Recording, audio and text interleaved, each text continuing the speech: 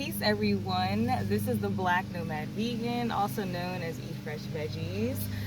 Thank you guys so much for tuning into this video. I haven't really been posting. I have this really interesting relationship with social media and the internet, but yeah, I wanted to start making more videos about my perspective on food and justice and how food plays a role in our navigation of this matrix that we live in. So I decided to make a video today. I had just this thought come over me, and it's something that I've been kind of expanding on for the past couple weeks now, and I think it's just something that I want to share with you guys and kind of hear what everyone thinks.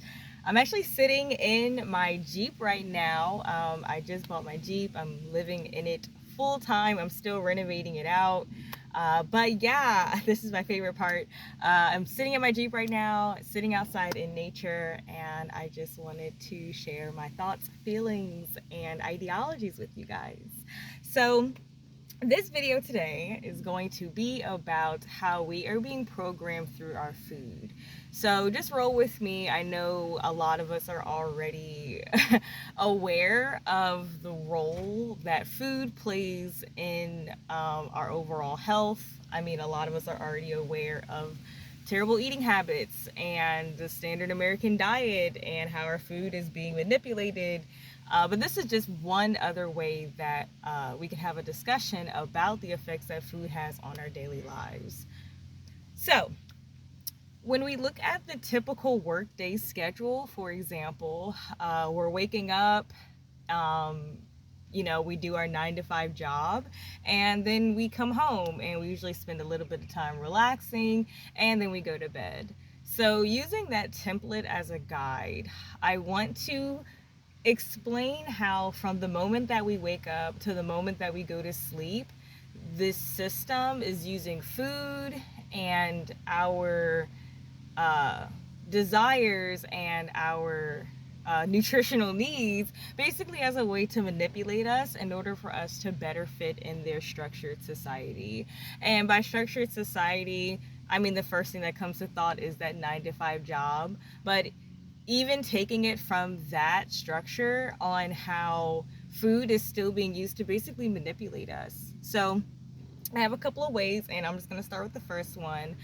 The first one is coffee. So though coffee, of course, is a food that has been consumed around the world, from the moment you wake up, you're forced in this panic, basically. You're forced into a panic. The system does not encourage meditating in the morning. They don't encourage having an easy morning and, eating nutritional foods. It's really this wake up and go to work type of vibe. So you're already jolting your body out of this natural sleep rhythm, because a lot of us are waking up with alarms that are basically interrupting our sleep, sometimes when we're in REM sleep. So we're waking up disturbed out of our sleep and in a panic mode to basically start getting ready for work. So because our bodies are kind of just forced into this action mode, coffee is the standard morning beverage. And again, though coffee has been consumed, now it's being used and actually celebrated as a stimulant, because your body was forcibly woken up and forced to work before even having proper nutrients. So this run to Starbucks, the line out the door, Dunkin' Donuts, all of these coffee places on every corner, the availability of it is because it is the system, the idea, I'm using that very loosely, to basically be your body wants to go back to bed, but we're forcing it to stay awake with this stimulant. And sometimes tons of it. I mean, we're talking shots of espresso on top of coffee, on top of sugar. So your body's bombarded with stimulants before even 8 o'clock in the morning. So then we go to work, or even, in addition to breakfast, we're also being bombarded with high sugary foods, cereals, granola bars. You have to be really careful with your granola bars. Some of them are really high in sugar. Fruit juices, and not fresh squeezed juice. We're talking like simply orange and like processed juices, on top of often siding that with meat. It may be a little bit of fruit, but fruit is not encouraged. Fruit is one of the best foods that you can eat when you wake up, because when you think about it, your body's been dehydrated for 8 hours.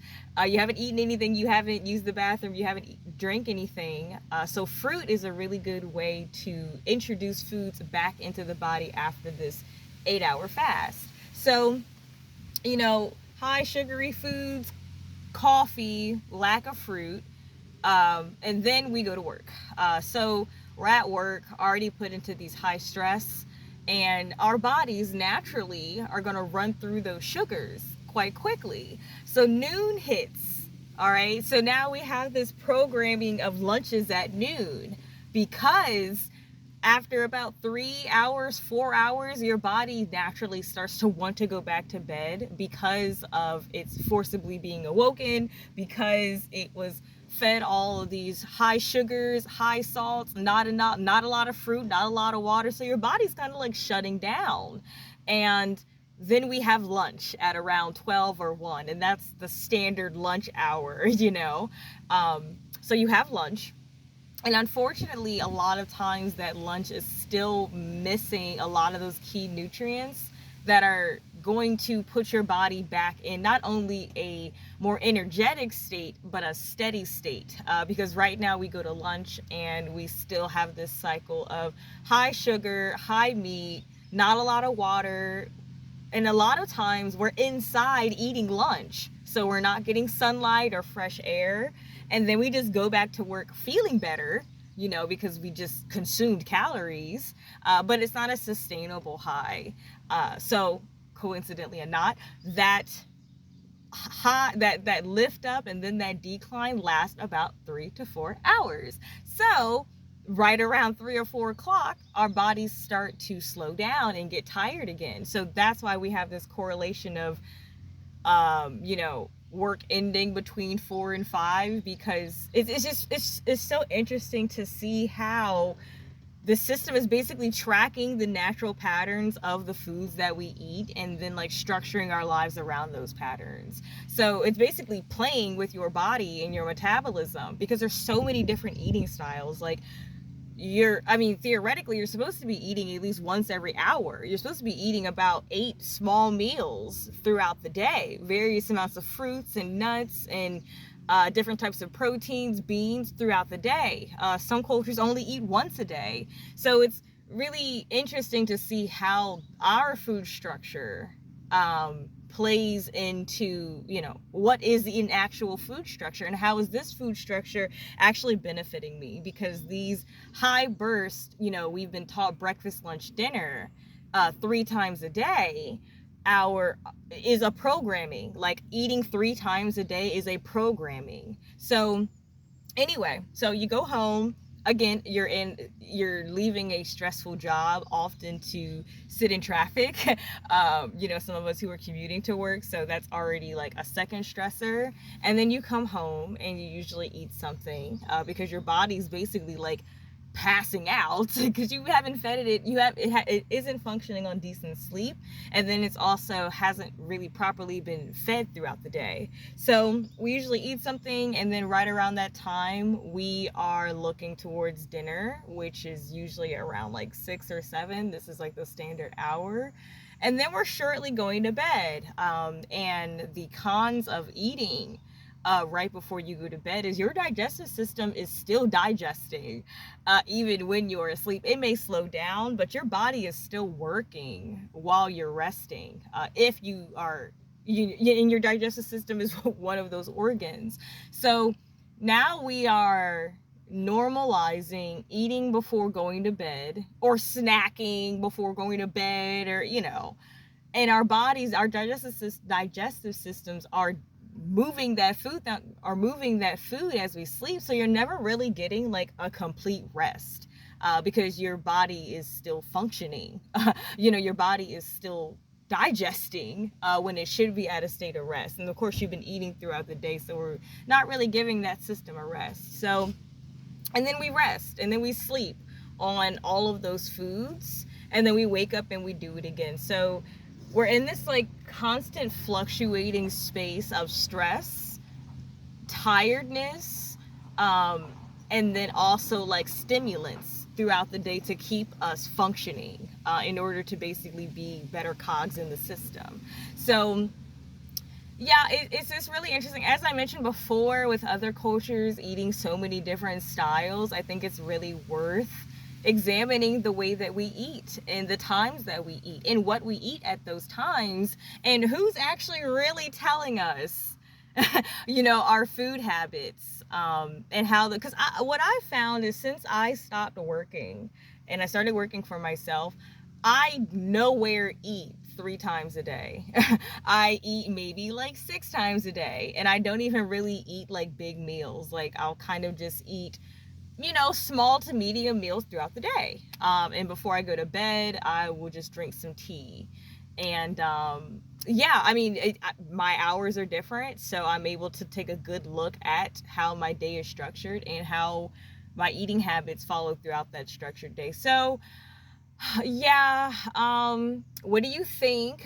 Let me know, especially for the people who actually like are working and find themselves kind of forcibly being woven into these, breakfast, lunch, dinner, snack, dessert, then bed kind of way.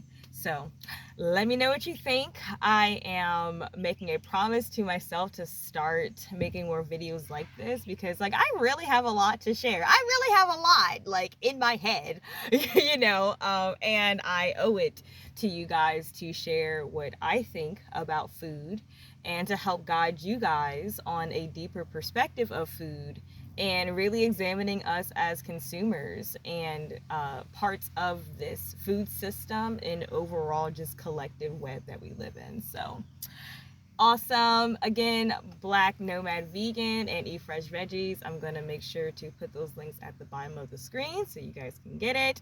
I don't know if I'm supposed to say subscribe, like, and follow, but go ahead and do that too. And I'll see you guys later.